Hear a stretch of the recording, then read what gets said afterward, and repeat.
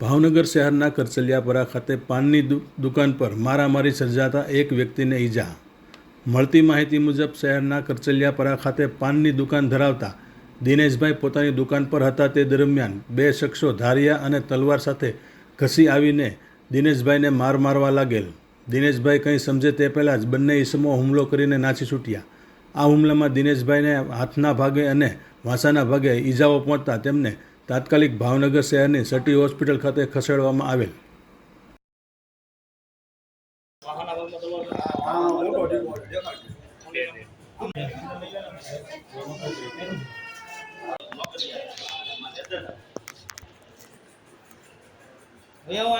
દિનેશભાઈ શું જોતું કઈ જગ્યાએ દુકાન આવી તમારી? બે જણા આવ્યા, કોઈક મને ખબર નહોતી. હું તો પાનની દુકાને સોળાની મારી દુકાન છે. હું ધંધો કરતો હતો. ઓચિંતન આવીને તે એક કને ધાર્યું હતું ને એક કને તલવાર. હવે આવીને સીધા ખાસ કરવા માંડ્યા. ઓલા ભાઈ મને શું છે, મારો વાંક શું છે, બોલો તારા પાણીવાળા જેટલા હોય એટલા.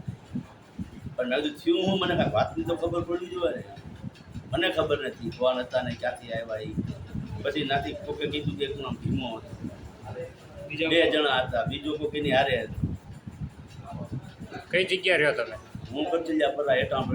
શું નામની દુકાન જણાવો? હું મારે સોળા અને પાનવાની દુકાન છે. શું નામ છે દુકાન? વિધવા પાન સેન્ટર. દુકાનમાં કઈ થોડું પણ જે પાછળ તલવાર મારીશ ને એ તલવાર ભટકી ગઈ છે અને દુકાનની અંદર જ પડી છે.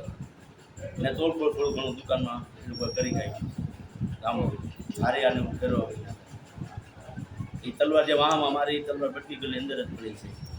જૂની કાંઈ અદાવત છે તમારે કાંઈ ઇન્ડિયાનો? હે? જૂની કાંઈ અદાવત કાંઈ? ના, હું ઓળખતો નથી તો અદાવત ક્યાંથી આવ્યું સાહેબ? ઓળખતો જ નથી.